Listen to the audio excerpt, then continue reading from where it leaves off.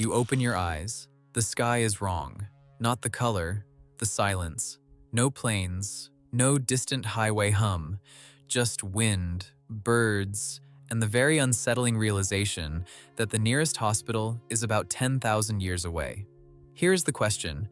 If you woke up in 10,000 BC with nothing but your modern memory, how long would you actually survive? And more interestingly, could you do anything useful?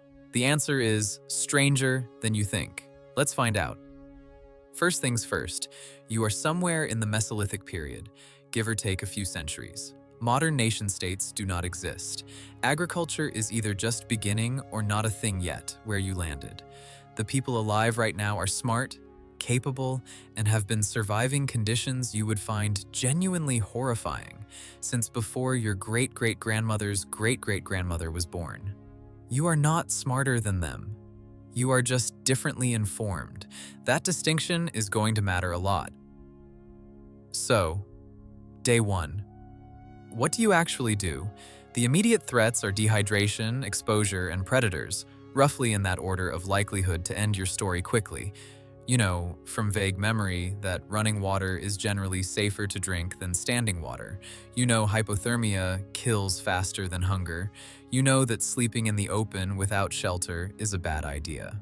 Congratulations, you just recalled the 3 most basic survival facts that every human alive in 10,000 BC already knows instinctively.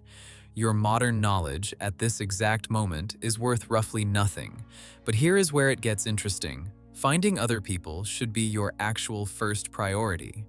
Not because you are lonely, though honestly, the quiet is going to get to you, but because a small band of hunter-gatherers in this era represents thousands of years of refined, field-tested knowledge about the specific landscape you are standing in. They know which plants kill you. They know where the water sources are in dry season. They know the migration patterns of every animal worth eating. You do not know any of that. What you do know is germ theory, the concept of crop rotation, basic metallurgy, and the general shape of how mathematics works. None of that helps you find food today. So step 1, find people, contribute what labor you can, stay alive. Now, assuming you manage to make contact without getting immediately treated as a threat, which is a real concern because showing up alone and looking confused is not a great first impression in any era, you have a few weeks of just learning their language through context, gesture, and the time-honored human tradition of pointing at things and making sounds until someone nods, learning what they eat, how they move, what their shelters look like, essentially becoming a very confused apprentice to people who are genuinely experts at being alive. After a month or 2, you start to become useful, and this is where your modern memory begins to pay off in small ways. You notice, for instance, that when people get cuts, they get infected. You know, broadly, that wounds need to be kept clean. You do not know antibiotics. You cannot manufacture penicillin by hand, but you know that boiling water kills things that shouldn't be in wounds. You know that covering a cut reduces infection. You might not be able to explain germ theory, but you can demonstrate results. Results, in any era, are convincing. You also know that certain plants have medicinal properties. You probably cannot name them from memory with precision, but willow bark contains salicylic acid, basically aspirin. If you can identify willow and communicate that chewing the bark reduces fever and pain, you have just become the most interesting person within a 3-day walk. Small wins. Stack them. Now let's skip ahead a few years because the real question is not whether you survive, it's whether your knowledge actually changes anything. Here is the uncomfortable truth. You know that agriculture exists. You know it is coming. But knowing farming is possible and being able to implement it from scratch are very different things. You need to identify the right wild plants. You need to understand soil conditions. You need to know when and how to plant, how to irrigate, how to store grain against rot and pests.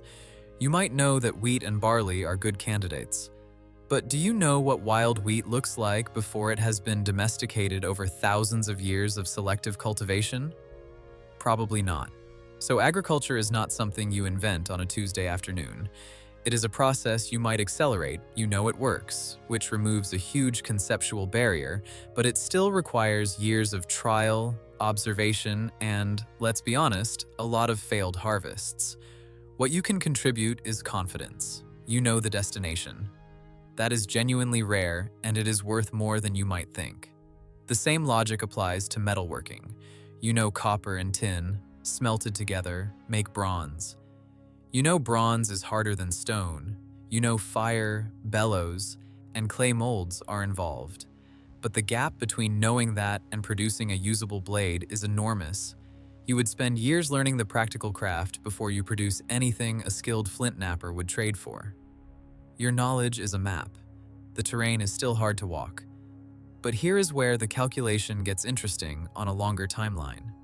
If you survive, if you integrate, if you teach even fragments of what you know, germ theory, basic crop management, the concept of writing, the wheel, simple mathematics, you are not just one person anymore.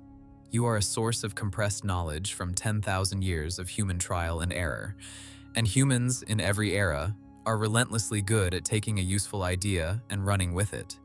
A single person who can demonstrate that boiling water prevents illness does not need to explain virology. They just need to demonstrate the result consistently enough that the behavior spreads.